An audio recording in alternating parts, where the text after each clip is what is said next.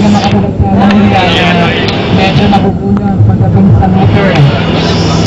Hindi po lang dito sa bago. So, kasi pinago po ang mga taxi driver dito. Ng contest. Baguio City.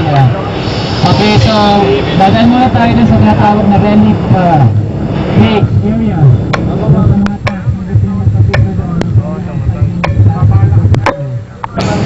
Mga tangke doon na dinaanan natin. So, doon muna kayo, mga 5 minutes.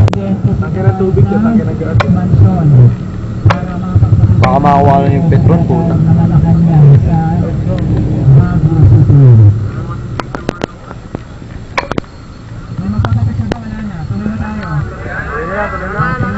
Tuloy na.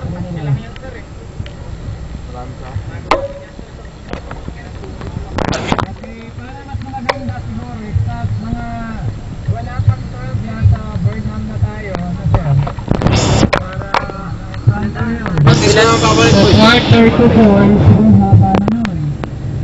Sobrang 3 hours ngayon yung bisita nyo. Dadaanan ba natin?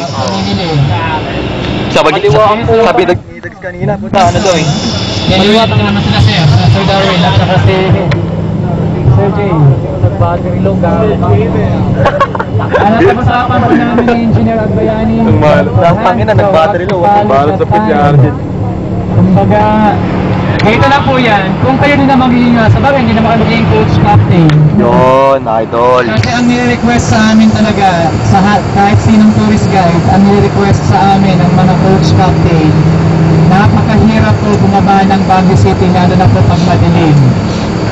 Okay, we don't have to take the risk.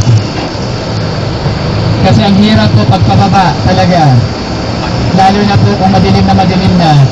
So therefore, kailangan, hindi kailangan kung ano po yung dilim, kailangan nasa baba na po tayo. Yung may pinaka-the best. Kasi hindi po natin hawak ang ating kapalaran. So ang accident po, hindi natin inaasahan yan. Okay? So 4 o'clock exactly, bababa po ang bus ng Baguio City. Whether you like it or not. Okay.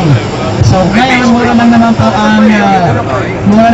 ang commute. Kung na-commute kayo sa Victoryliner, it's 430 pesos.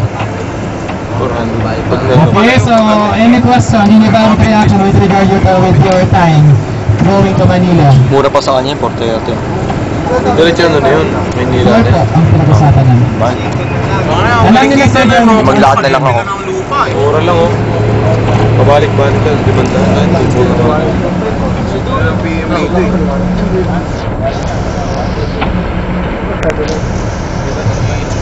Siguro na po yun, siguro ang haba na nun. 9 na oh, alas 10 na eh. Wala pang alas 10.